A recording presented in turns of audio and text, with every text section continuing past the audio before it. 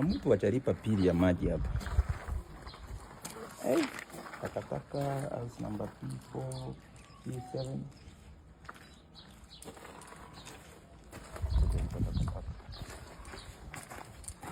Madam, unaenda wapi? Ni nini?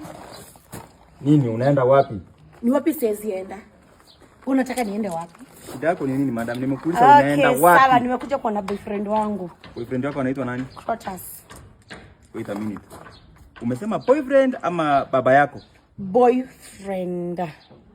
Madam, unajua huyo msee is old enough to be your father? Si. Watu kama wewe wenye hawana pesa, ungekuwa na hizi, ungejua age is just a number. Nikuulize tu, wacha si kwa ubaya lakini just huyo mzee akesa simia juu yako. Unataka hiyo juu yake iandikwe aje? Si, huwa na utu tu, huwa na utu. Hata sikuhitaji. Wacha nimpigie simu. Nikuulize, ni nini unaona kwake yenye mimi sina? Nimekuambia kama uko na hizi ungejua age is just a number. Cool? Tafuta pesa kadhe. Hello honey, ulikuwa unaniwekea mtu hapa kwa gate alafu unaniambia uko huko ndani.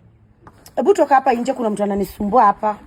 Sijui kama nikiateka ama ni gatekeeper. Mtu hapa si kwake, ni kurentisha mirentisha. Hakuna kitu anaweza fanya. Hiyo nyumba unaweza afford wewe. Vipi?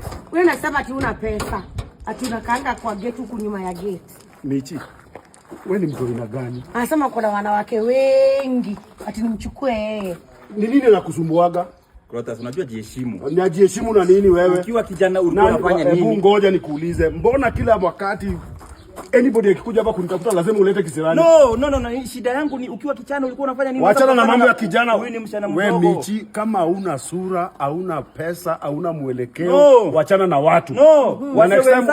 Wanaendea ma dividends kwa sako. Wewe kazi yako ni kuingia Tinda kwanza kutafuta wanawake. That's bad manners. Ushikwe mbea ndevu, ushikwe vile na shikwa. Toka hapa. Unataka mtoto wa 25 years kwa nini? Hata ingia hapa.